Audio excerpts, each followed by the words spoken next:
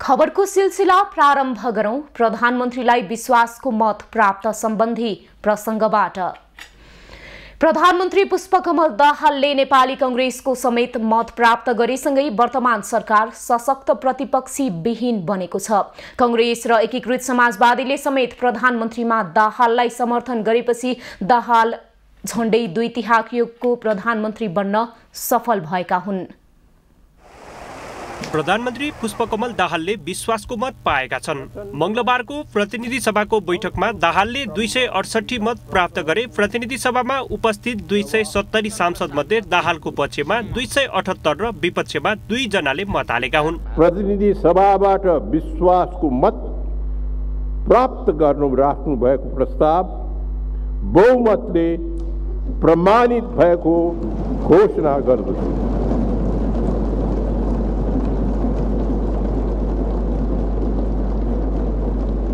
नेपाल मजदुर किसान पार्टीका प्रेम सुवाल र राष्ट्रिय जनमोर्चाका चित्रबहादुर केसी विपक्षमा रहेका हुन्। दाहाललाई प्रधानमन्त्रीका लागि माओवादी केन्द्र, नेकपा एमाले, जनमत, राष्ट्रिय स्वतन्त्र पार्टी, राप्रपा, नागरिक उन्मुक्ति पार्टी, जसपा 3 स्वतन्त्र सांसद लगायतले विश्वासको मत दिएका छन्।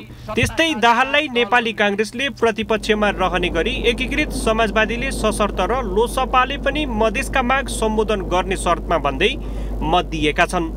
विश्वासको मत लिने क्रममा सांसदहरूले उठाएका प्रश्नको जवाफ दिँदै प्रधानमन्त्री दाहालले संसद विघटन गर्ने वा नगर्ने भन्ने विषय सत्ता साझेदार दलहरू भित्रको मात्रै विषय नभएको बताए।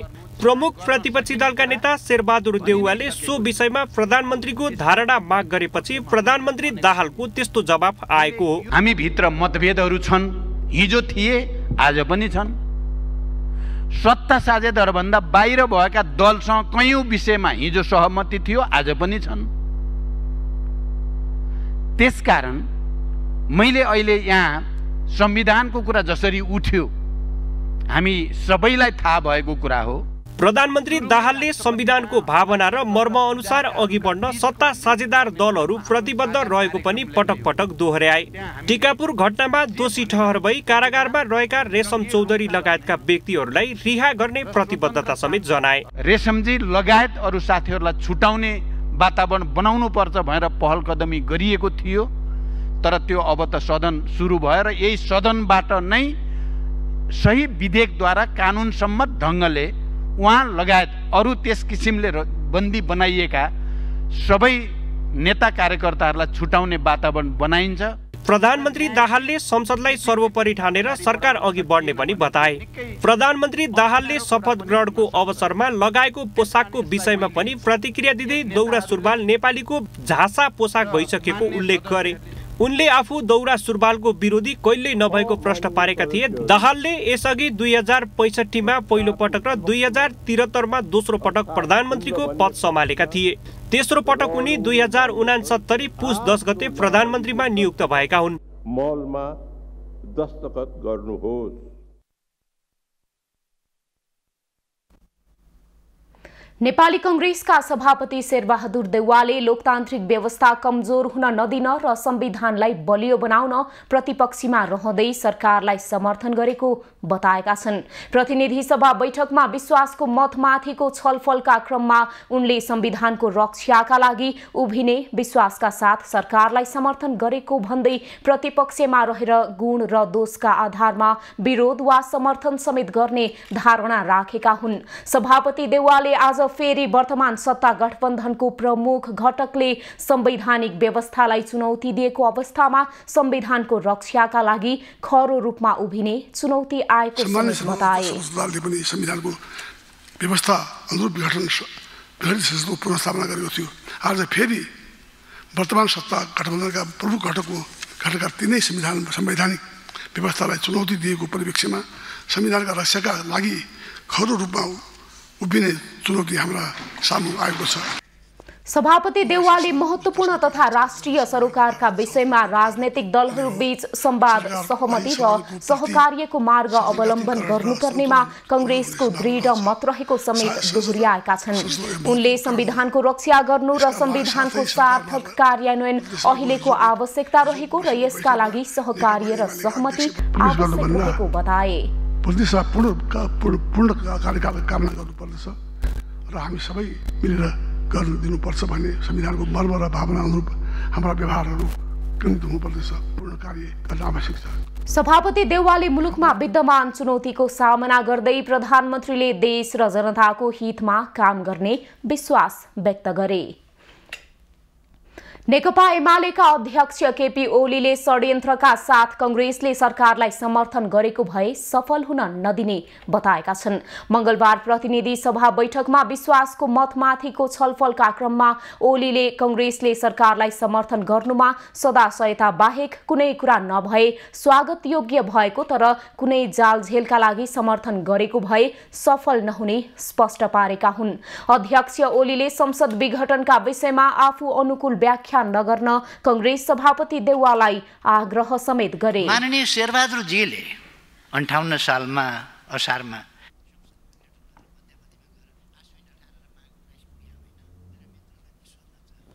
यहाँले होइन संसद विघटन गरे, मैले त्यति बेला समर्थन गरेको थिएँ। अरू सबैले विरोध गर्दा पनि यदि चुनाव गराउनु भएन भने गलत हो, चुनाव गराउनु भयो भने जनताका बीचमा जाने कुरा ठिक हो भनेर हामीले मौका अनुसारको व्याख्या राजनीतिमा गर्ने गर्नु हुँदैन।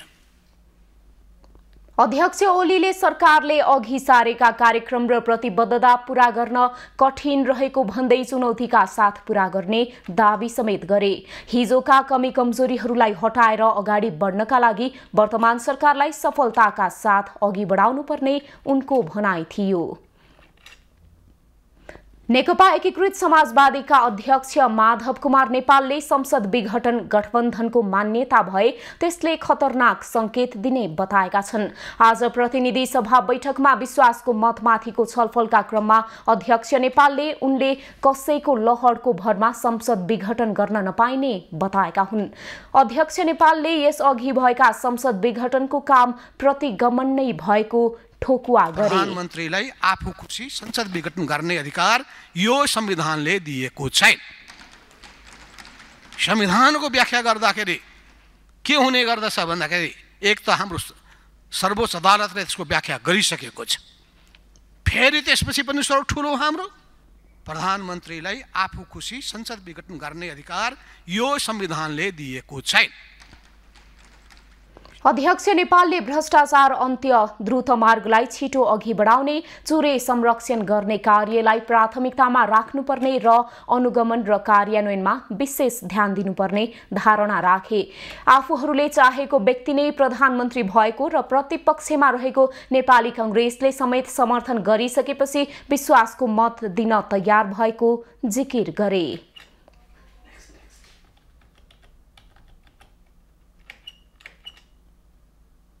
प्रधानमन्त्री पुष्पकमल दाहालले विश्वासको मत माग्दै गर्दा साना राजनैतिक दलले ठूला दलले मिलीभगत गर्न खोजेको आशंका उठाएका छन्। राष्ट्रिय सहमतिमा लागि भन्दै ठूला दलहरू एकै ठाउँमा उभिए पनि उनीहरूको स्वार्थ अर्कै रहेको उनीहरूको आशंका छ। एकल रूपमा प्रतिपक्षमा उभिनेदेखि भ्रष्टाचारीलाई मृत्युदण्डको सजाय राख्नुपर्ने सम्मका साना दलका माग छन्। प्रधानमन्त्रीले विश्वासको मत मागिरहँदा राष्ट्रिय जनमोर्चाका अध्यक्ष चित्रबहादुर केसीले प्रमुख प्रतिपक्षले नै सरकारको समर्थन गरेपछि देश झनै संकटमा जान सक्ने आशंका व्यक्त गरेका छन्। प्रतिनिधि सभाको बैठकमा बोल्दै अध्यक्ष केसीले राष्ट्रिय जनमोर्चा एक्लै भए पनि प्रतिपक्षमा उभिने बताए। अध्यक्ष केसीले बोरामा पैसा लगेर चुनाव जितेर आएकाहरूबाट सरकारमा नगई देशको प्राकृतिक स्रोत साधनको दोहन नगरी चुनावको खर्च नउठ्ने भएकाले एक ठाउँमा जम्मा भएको आरोप समेत लगाए। यसो गरेर देश बन्छ, सरकार चल्छ यसरी, त्यसो हुनाले जब चाहिँ अब यस खालको चाहिँ अब जुन एउटा दृश्य आज देखियो यो चाहिँ डरलाग्दो दृश्य हो।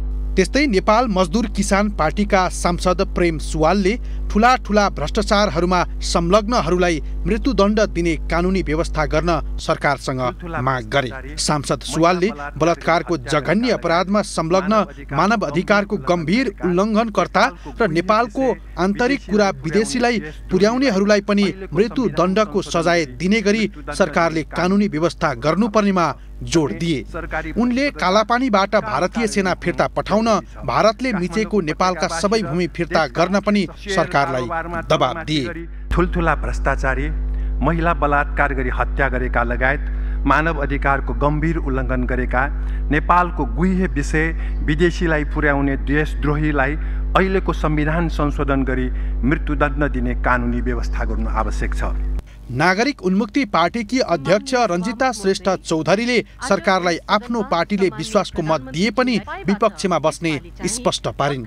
रेशम चौधरी लगायत थारूहरूको रिहाई नभएसम्म आफूहरू प्रतिपक्षमै बस्ने उनको भनाइ छ। विश्वासको मत दिएर नागरिक उन्मुक्ति पार्टी प्रतिपक्षमा किन छ भनेर सम्मान्य प्रधानमन्त्रीज्यू, यसको उत्तर तपाईसँगै छ। तपाईले गरेको वकितम बाचा पूरा भएको भए आज हामी सत्तापक्षकै कुर्सीमा हुन्थ्यौं। त्यसैगरी राष्ट्रिय प्रजातन्त्र पार्टीका अध्यक्ष राजेन्द्र लिङ्गदेनले सरकारले प्रस्तुत गरेको न्यूनतम साझा कार्यक्रम लागू गर्नुपर्नेमा जोड दिए। राष्ट्र निर्मातालाई सम्मान गर्ने कुरामा कसैले पनि हीनता बोध गर्नु नहुनेमा उनको जोड छ। राष्ट्र निर्मातालाई सम्मान गरेर जाँदाखेरि कसैले पनि हिंताबोध गर्नु पर्दैन। पृथ्वीनारायण शाह थिए र नेपाल भन्ने राष्ट्र छ। जनता समाजवादी पार्टीका संघीय परिषद अध्यक्ष अशोक राईले संघीयता कार्यान्वयन लगायतका काम गर्न सरकारलाई आग्रह गरे। नेपालको संविधान 2072लाई एक कदम अगाडि प्रयोगमा अगाडि बढाएको छ र संघीय लोकतान्त्रिक गणतन्त्रलाई अझै बलियो बनाएको छ। राष्ट्रिय स्वतन्त्र पार्टीका सांसद सन्तोष परियारले बलात्कारपछि हत्या भएकी निर्मला पन्त र अन्तर्जातीय प्रेमका कारण ज्यान गुमाएका नवराज विकहरूले न्याय नपाएसम्म लोकतन्त्र समृद्ध बन्न नसक्ने समेत दावी गरे। लोकतान्त्रिक समाजवादी पार्टीका सांसद सर्वेन्द्रनाथ शुक्लाले देशमा अझै 10औं लाख मानिसहरू राज्यविहीन अवस्थामा रहेको बताएका छन्। पटक पटक बनेका सरकारले आफूहरूसँग सहमति र सम्झौता गरे पनि त्यसले पूर्णता पाउन नसकेको बताए। स्वतन्त्र सांसद अमरेश सिंहले प्रधानमन्त्री पुष्पकमल दाहालले संसदमा व्यक्त गरेका प्रतिबद्धताको 50% काम मात्रै भए पनि आधुनिक इतिहासको स्वर्णकाल हुने बताए। जनमत पार्टीकी सांसद अनिता देवी शाहले आफ्ना माग र प्रतिबद्धता पूरा गर्ने शर्तमा प्रधानमन्त्री दाहाललाई विश्वासको मतको पक्षमा उभिएको बताइन्। प्रतिनिधि सभा सभामुख पदको निर्वाचन यही माघ 5 गते हुने भएको छ। आज प्रतिनिधि सभा बैठकमा सभाका ज्येष्ठ सदस्य पशुपति शमशेर राणाले सभामुख पदको निर्वाचनको मितिबारे संसदलाई जानकारी गराएका हुन्। उनले संसद सचिवालयलाई निर्वाचन कार्यक्रम प्रकाशित गर्न निर्देशन समेत दिएका छन्। सभामुख पदको निर्वाचनको लागि यही 2079 साल माघ 5 गते बिहीबारको दिन तोकेको छ। सदनमा रहेका राजनीतिक दलहरूसँगको बैठकको अध्यक्षता गरिरहेका जबराले माघ 2 गते सभामुखको निर्वाचन कार्यतालिका प्रकाशन गर्न समेत निर्देशन दिएका छन्। प्रतिनिधि सभाको पहिलो बैठक बसेको 15 दिनभित्र सभामुख वा उपसभामुख चयन गरिसक्नुपर्ने व्यवस्था छ। सत्तारूढ दलहरूबीच सभामुख नेकपा एमालेलाई दिने सहमति भएको छ। एमालेले सभामुख कसलाई बनाउने भन्ने निर्णय गर्न भने बाँकी छ।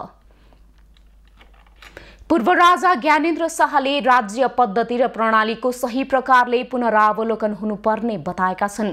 301औं पृथ्वी जयन्ती तथा राष्ट्रिय एकता दिवसको अवसरमा शुभकामना सन्देश दिँदै उनले राष्ट्रियता बिनाको प्रजातन्त्र कागजी सिद्धान्त मात्रै हुने भन्दै यस्तो बताएका हुन्। सेवा र सुरक्षा दिन नसक्ने प्रजातन्त्रको जुनसुकै नाम र अवधारणा आवरणमा अभ्यास गरे पनि त्यसबाट राज्यमा सुख नहुने उनको भनाइ छ। पूर्व राजाले विचार आदर्श सैद्धान्तिक निष्ठा भन्दा अङ्क तथा आकार प्रसारमा राजनीति अल्मलिएको भन्दै चिन्ता समेत प्रकट गरेका छन्। राजनीतिक उतार चढाव प्रति निरपेक्ष रहनु नेपाली राज संस्थाको मौलिक विशेषता भएको भन्दै पूर्व राजाले सन्देशमा राष्ट्र, राष्ट्रियता र जनहित प्रति समर्पित रहँदै समन्वयकारी जिम्मेवारी पूरा गर्न राज संस्था नचुक्ने बताएका छन्। राज संस्था आफ्ना राष्ट्रिय अवधारणा, अनुभूति, चासो र चिन्ताको विषय सुन्न बुझ्न तत्पर रहेको पनि पूर्व राजाको भनाइ छ। सन्देशमा नेपालमा एकता, अखण्डता, सामाजिक सद्भाव र सार्वभौमिकता दुर्लभ हुँदै गएको सन्दर्भमा एकता दिवसको सान्दर्भिकता थप बढेको पनि उल्लेख छ। राष्ट्र निर्माताका मार्गदर्शन अनुसरण गर्न सके नेपालीको स्वाभिमान सुरक्षित हुने पूर्व राजाले बताएका छन्। जिम्मेवार नेताले क्षणिक स्वार्थका लागि छिमेकी प्रति आलो काँचो अभिव्यक्ति दिँदा तत्कालै ठूलो असर नदेखिए पनि दीर्घकालीन रूपमा परराष्ट्र सम्बन्धमा नै गम्भीर असर पारिरहेको हुन्छ। हचुवाका भरमा उत्तेजक अभिव्यक्ति दिने नेतृत्वले परराष्ट्र सम्बन्धमा कस्तो असर परिरहेको छ भन्ने विषयमा हेक्का राखेको पाइँदैन।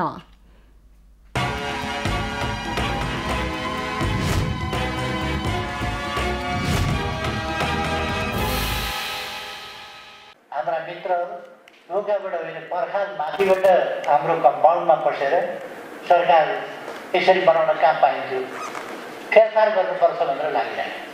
केही दिन अघि नेकपा एमालेका अध्यक्ष केपी शर्मा ओलीले भारतलाई लक्षित गर्दै छिमेकी पर्खालबाट पसेर सरकार फेर्न लागि परेको अभिव्यक्ति दिए। दक्षिणी छिमेकी भारत ढोकाबाट नपसेर सरकार परिवर्तन गर्न पर्खाल चढेर कम्पाउन्डमा आएको उनको आशय थियो। कहिले राम जन्मभूमि नेपालमा रहेको अभिव्यक्ति दिएर त कहिले सत्यमेव जयते कि सिंहमेव जयते भनेर चर्चामा आएका ओलीले अहिले पनि त्यस्तै अभिव्यक्ति दिएका छन्। अघिल्लो पटक पनि आफू सत्ताबाट बाहिरिने बेला भारतीय पक्ष लागि परेको बताएका ओलीले पुष्पकमल दाहाल नेतृत्वको सरकारलाई असफल पार्न पनि भारतीय पक्ष नै लागि परेको आरोप लगाएका छन्। यस्ता अभिव्यक्ति एकैछिन सुन्नका लागि रमाइलो लागे पनि दीर्घकालमा दुई देशको सम्बन्धमा नै असर पार्ने विज्ञहरू बताउँछन्। नेपाली जनताका चुनेका प्रतिनिधिहरूले सरकार निर्माण गरेको उहाँहरूले अब जसरी अहिले गठबन्धन बनाउनु भएको छ उहाँहरूकै त्यो अनुभव बाहिरबाट प्रभावमा परेर बनाउनु भएको छ भने उहाँहरूलाई थाहा होला। बाह्य सम्बन्धका विषयमा बोल्दा धेरै नै विचार पुर्याउनु पर्नेमा परराष्ट्र मामिलाका जानकारको भनाइ छ। अझ उत्तरी चीन र दक्षिणी छिमेकी भारतसँग जोडिएका विषयमा बोल्दा धेरै नै सजग हुनुपर्नेमा उनीहरूको जोड छ। बोल्नै पर्ने विषयमा पनि तथ्य र प्रमाणलाई अगाडि राखेर बोल्नुपर्नेमा उनीहरूको सुझाव छ। हामी अत्यधिक निर्भर छौँ हाम्रा छिमेकीहरूमा। प्रमाण बिना त्यसै चाहिँ यो राजनीतिको लागि, त्यो पनि सत्तारूढ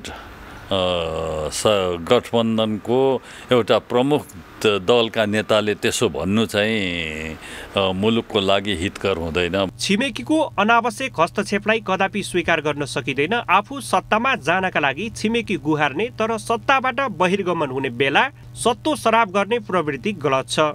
यस्तो प्रवृत्तिले नागरिकलाई छिमेकी मुलुकप्रति वितृष्ठाको भावना जगाउँछ भने परराष्ट्र सम्बन्धमा समेत प्रतिकूल असर पार्ने जोखिम रहन्छ। क्यामेरामा गोपाल भट्टका साथमा सरोज बस्यालको रिपोर्ट।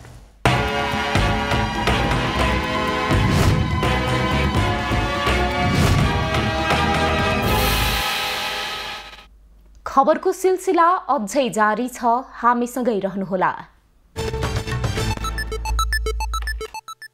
अब बाँकी प्रसङ्ग। नेपालमा आत्मनिर्भर भएको भनिएको सिमेन्ट उद्योगहरू एकपछि अर्कोमा समस्या देखिन थालेको छ।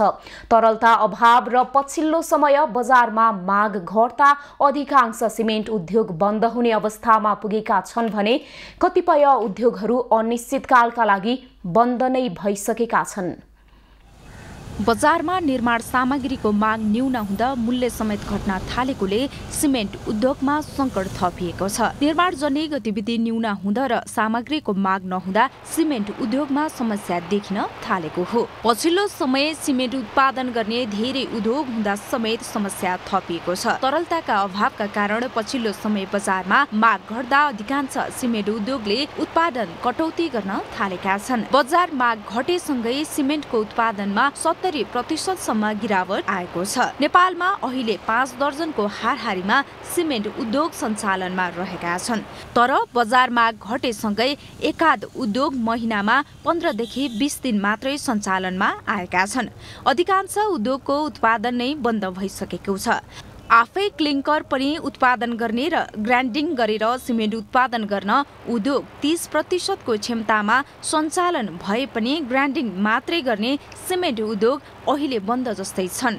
बजारमा सिमेन्टको मागमा उच्च गिरावट आएपछि हाल सञ्चालनमा रहेका अधिकांश सिमेन्ट उद्योगले क्षमताभन्दा न्यून मात्रामा सिमेन्ट उत्पादन गर्दै आएका छन् र आगामी आर्थिक वर्षमा 10 देखि 15 सिमेन्ट उद्योगहरू बन्द हुने सम्भावना छ।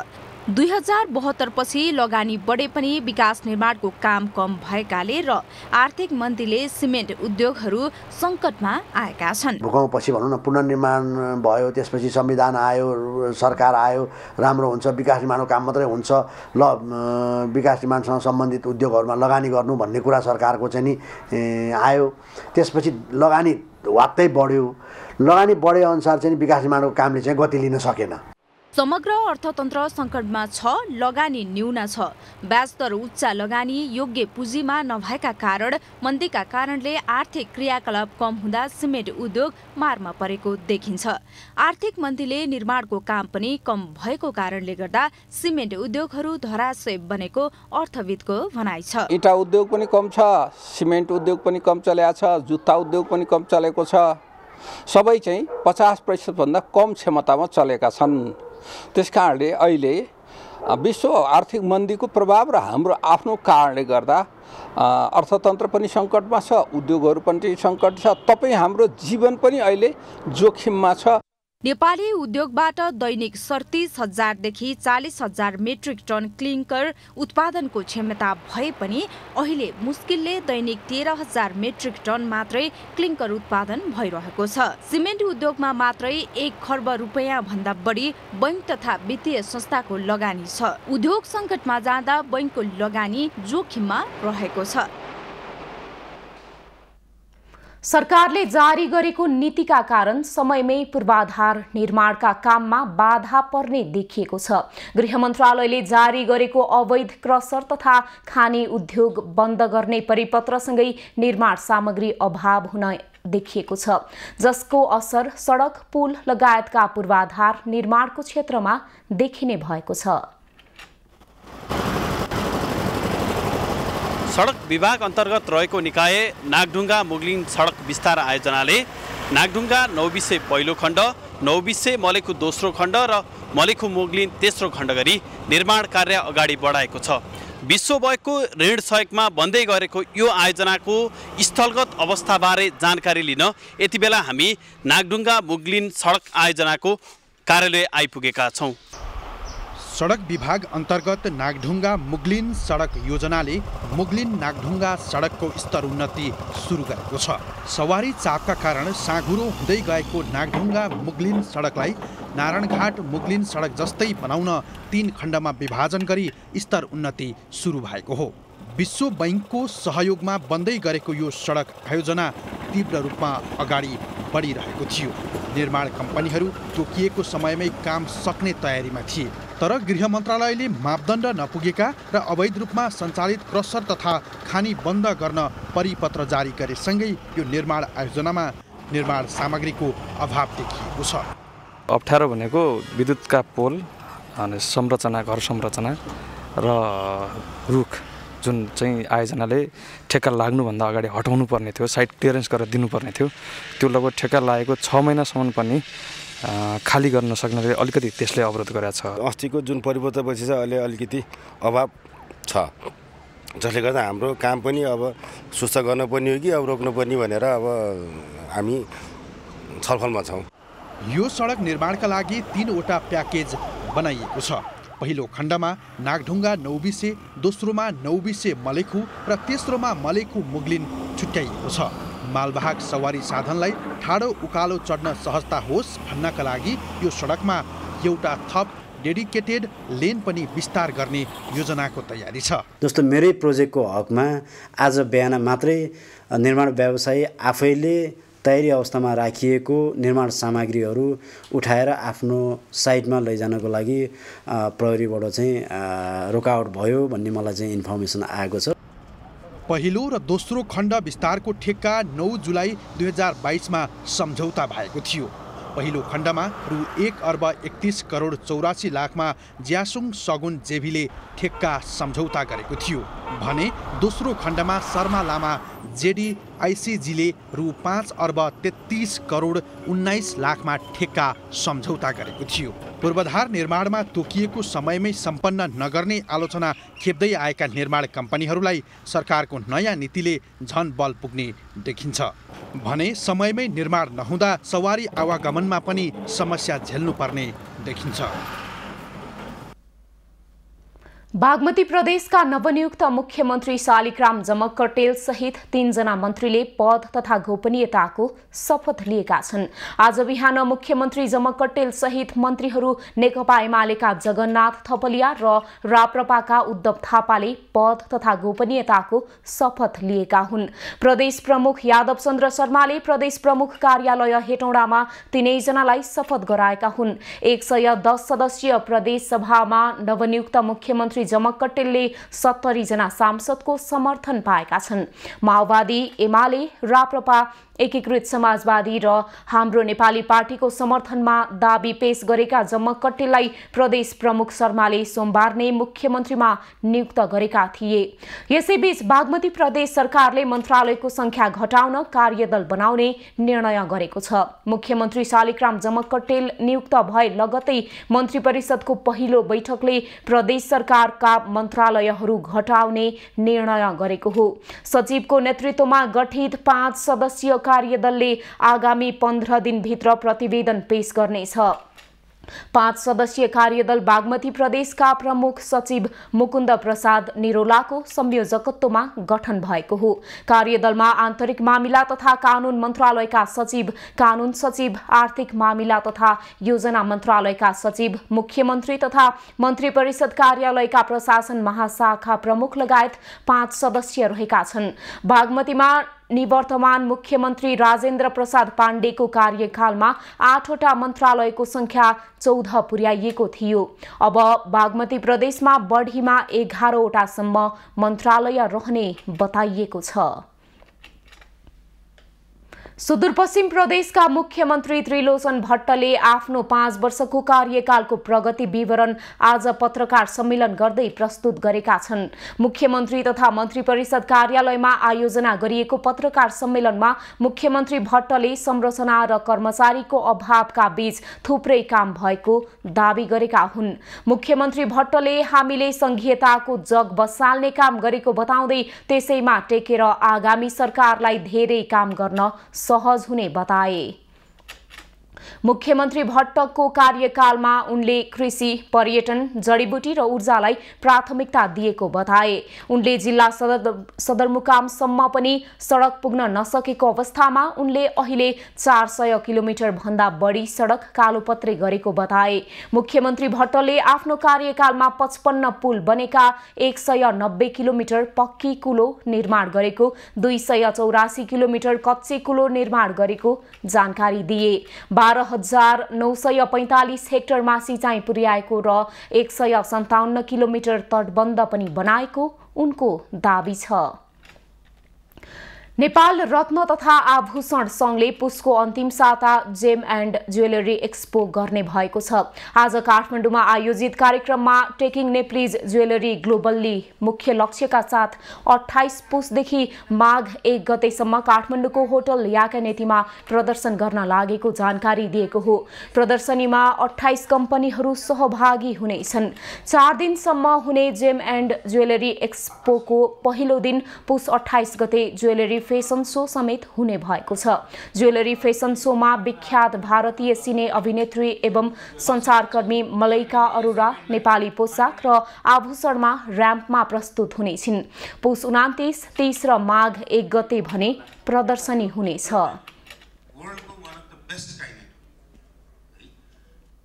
नेपालको अग्रणी सिमेन्ट उद्योग शिवम सिमेन्टद्वारा शिवमसँग उपहार योजनाको मासिक लक्की ड्र अन्तर्गत पहिलो महिनाको भाग्यशाली 70 विजेताहरूको नाम लक्की ड्र मार्फत सार्वजनिक गरिएको छ। लक्की ड्र मार्फत उपभोक्तातर्फ 30 जना र विक्रेतातर्फ 40 जना विजेताहरूको नाम सार्वजनिक गरिएको हो। लक्की ड्र कार्यक्रममा उपभोक्तातर्फ प्रथम पुरस्कार अन्तर्गत 2 भाग्यशाली जोडीले थाइल्याण्ड भ्रमण अवसर, दोस्रो पुरस्कार अन्तर्गत 4 जोडीले हेली टुर, तेस्रो पुरस्कार अन्तर्गत 3 जनाले आधा केजी चाँदी, चौथो पुरस्कार अन्तर्गत 8 जनालाई हिराको औँठी र 5औं पुरस्कार अन्तर्गत 10 जना जोडीले माउन्टेन फ्लाइट उपहार स्वरूप जितेका छन्। 16 उपहार योजना मिति सोही उपहार योजना मिति 2079 मङ्सिर 18 देखि नेपालभरि लागू गरिएको थियो। आज शेयर बजार परिसूचक नेप्से दोहोरो अङ्कले घटेको छ। आज नेप्से परिसूचकमा 21.35 अङ्कले ओह्रालो लागेर 2190.42 बिन्दुमा आएर रोकिएको हो। आज 254 कम्पनीको कारोबार हुँदा 2,08,43,925 किता शेयर किनबेच हुँदा 7,65,88,23,579 रुपैयाँ बढीको शेयर कारोबार भएको छ। साताको तेस्रो कारोबारको दिन बजारमा कारोबार रकममा उच्च वृद्धि भएको हो। यस्तै आज नागदी ग्रुप पावर कम्पनीको सर्वाधिक शेयर कारोबार भएको छ। यस कम्पनीको 21 करोड भन्दा बढीको शेयर बिक्री भएको छ। साथै दोस्रोमा एपीआई पावर कम्पनीको 20 करोड भन्दा बढीको शेयर कारोबार भएको छ। आज बाराही हाइड्रो पावरको शेयर 10% ले बढेको छ। त्यस्तै कुल 173 कम्पनीमा उकालो लागेको छ भने 31 कम्पनीमा ओह्रालो लागेको छ। 6 कम्पनी भने स्थिर रहेको छ। कञ्चनपुरको शुक्लाफाँटा नगरपालिका दोधा नदीमा रहेको झोलुङ्गे पुल पुनः निर्माण नहुँदा स्थानीयलाई शास्ति भएको छ। बाढीबाट क्षति भएको पुल पुनः निर्माण नभएकै कारण स्थानीय खोला वारपार गर्न अस्थायी पुलमा पैसा तिर्न बाध्य छन्। कञ्चनपुरको शुक्लाफाँटा नगरपालिका 12 तिल्कीमा रहेको कृष्णपुर नगरपालिका जोड्ने पुल पुनः निर्माण नहुँदा स्थानीय लामो समयदेखि शास्ति खेपिरहेका छन्। गएको असोज 1 गते आएको बाढीले पिल्लर बगाउँदा पुलमा क्षतिग्रस्त भएको थियो। बिना तटबन्ध पुल निर्माण गर्दा पुलमा क्षति पुगेको स्थानीयको आरोप छ। यहाँ विभिन्न निकायहरूबाट पनि आयो, जाँचबुझ गरेकै हो, गरेको अवस्था थियो र अहिले यो कहाँ छ, कसले के गरिरहेको छ भन्ने कुरा हामीलाई जानकारी छैन। यो जनता, यहाँको जनता चाहिँ मारमा छन् यसको। स्थानीयले पुल निर्माणका लागि खबरदारी पनि गर्दै आएका छन्। सरोकारवाला निकायले पटक पटक अनुगमन गरे पनि कुनै काम हुन सकेको छैन। प्रत्येक निर्वाचनमा मोटरेबल पुल बनाउने चुनावी नारा बनाए पनि आश्वासनमै सीमित भएको छ। पुल नभएर यति तनाव भइरहेको छ यो गाउँ बस्तीहरूलाई। यतातिर दुबार अनि विद्यार्थीहरू स्कुल आउट जाउट सहित बन्द भइसकेका छ। अहिले यो कारणले थोडा अलि यो काठको पुल हालेको हुनाले यहाँदेखि विद्यार्थीहरू हिँडेर जान लागेका छन्। अब थोडा दिनमा अब यो बर्सात हुनु सुरु भइसक्यो भने फेरि त्यही हालत हो। विद्यार्थी यताको यतै रोकिन्छ, उताको उतै रोकिन्छ। सरकारको ध्यान जाओस् यसमा। अहिलेसम्म जति पनि यहाँको यो चुनावको सिलसिलामा मात्र यस्तो गरिदिन्छु उस्तो गरिदिन्छु भन्ने नेताहरू मात्र आए, तर यहाँ चाहिँ यो ठाउँलाई बचाउने नेता भने अहिलेसम्म कोही आएको छैन। कञ्चनपुर जिल्लाको कृष्णपुर नगरपालिकालाई शुक्लाफाँटा, लालझाडी र बेलौरी जोड्ने यो पुल पुनः निर्माण नहुँदा स्थानीयलाई स्वास्थ्य उपचार, किनमेल गर्न र विद्यालय जान समेत असहज भएको छ। पक्की पुलको लागि ठेक्का सम्झौता भए पनि पुल कहिले बन्ने हो टुङ्गो छैन। अब त्यो माथिल्लो लेभलको हिसाबमा डिल बाँध्यो भने मात्र यहाँ सम्भव छ यतापट्टिको बस्ती चाहिँ बच्ने। हामीले तल्लो तटीय हिसाबले 2-3 वर्षमा लगानी गर्दाखेरि तल्लो तटीय हिसाबमा हामीले तटबन्ध बाँध्यौँ र पानीको बहाव धेरै भयो हुनाले त्यो उहाँले इन्जिनियरहरूले पनि यहाँ स्थानीयसँग कोर्डिनेसन नगरेरै आफ्नै हिसाबले त्यो गरेको हुँदाखेरि अब यो यत्रो क्षति हुन गयो।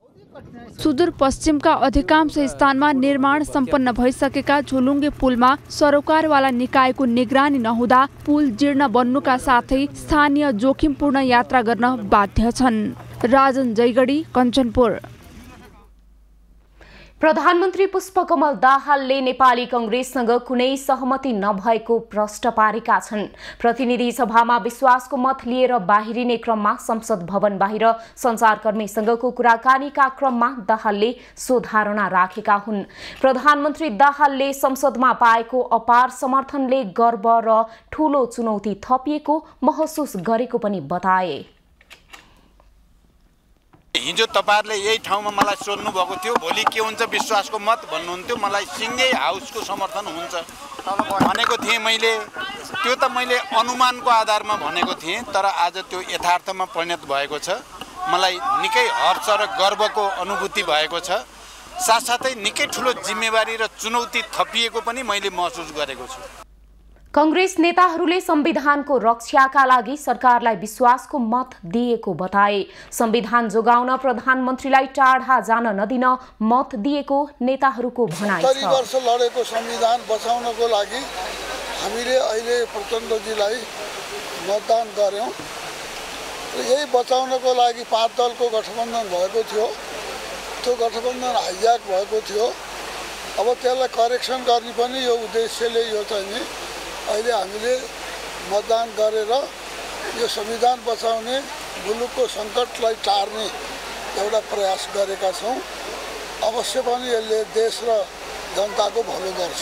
मुलुकको अहिलेको चाहिँ के जटिलता, मुलुकको आर्थिक अवस्था, मुलुकको चाहिँ संविधानको रक्षा, मुलुकको स्थिरता, शान्ति प्रक्रियालाई पूर्णता दिने कुरा जुन हामी निर्वाचन जनताको जो कबुल गरेका थियौँ नेपाली कांग्रेसले, यी सबै कुरालाई सम्झिएर यी सबै कुरा जोडेर हामीले विशेष निर्णय गरेका छौँ। यसपटक संविधानको रक्षाको कुराहरूलाई राखिराखेर, लोकतन्त्रलाई सुदृढीकरण गर्ने कुरालाई राखिराखेर समर्थन दिने कुरा कोही कोही बेला परिस्थितिको आवश्यकता, परिस्थितिको माग या एक खालको विश्लेषण बुझाइको जगमा हुन सक्छ। कांग्रेस नेता प्रदीप पौडेलले कांग्रेस सरकारमा च्याखे थाप्न नभई प्रतिपक्षमा बस्ने उल्लेख गरे।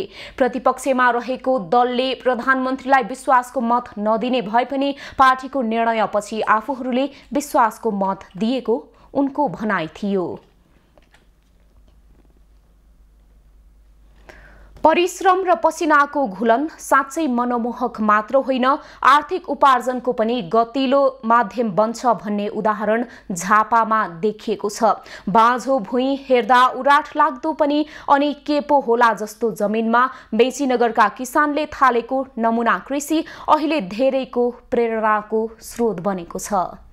यो झापा जिल्लाको मेचीनगर वार्ड नम्बर 7 अन्तर्गत सतीगटा, जहाँ स्थानीय कृषकहरूले 10औं बिघा भन्दा बढी जमिनमा अर्ग्यानिक तरकारी उत्पादन गर्दै आएका छन्।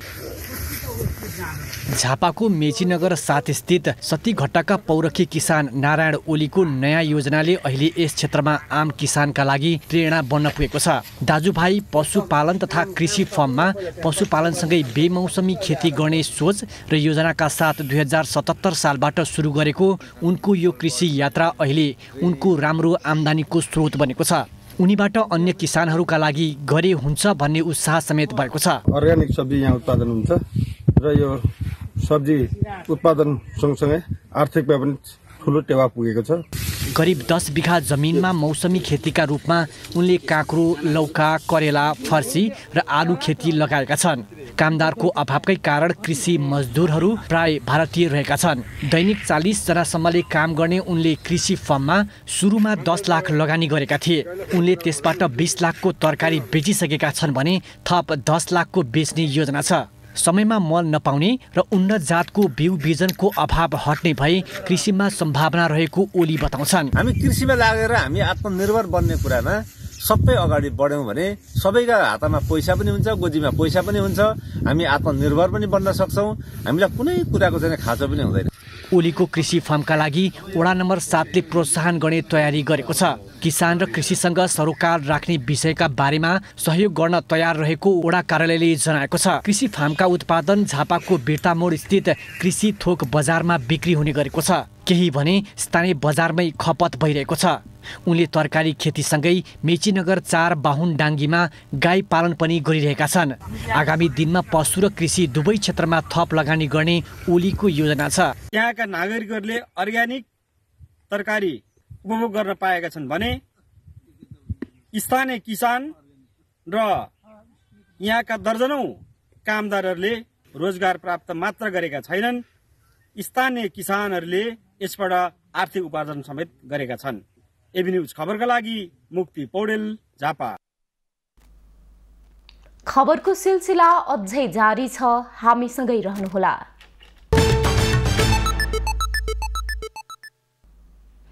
अब पालो एबी न्यूज एट स्पोर्ट्सको।